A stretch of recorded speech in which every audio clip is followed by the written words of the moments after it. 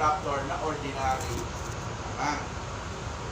Kasi ako, talagang accredited instructor for the CSG. Ano CSG? Civil Security Group. Civil Security Group. Okay? Then, saan kayo nakakuha ng license? Sa? Russia. Okay. Sino nagbibigay ng lisensya ng baril ninyo? Sino nagbibigay ng license ng baril ninyo?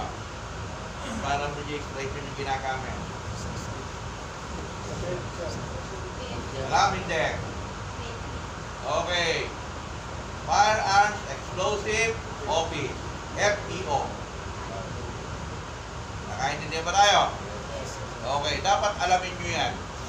Kasi baka may bit-bit kang baril, hindi mo alam kung sa kinukuha lisensya niya, baka kayo ay illegal possession of firearms. Okay? O, ano pa yung isang sakay? Is the EEMD. Enhanced Management Division. Okay. Yung, di ba, nag-test kayo? O, ang nagbibigay nun is EEMD.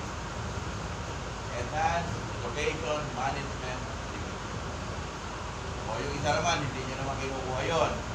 Kasi yung isa is Explosive Office. Under naman yun na FEO. Kaya, ang nangyayari dyan, ito yung CSG, pinakaulo. Okay?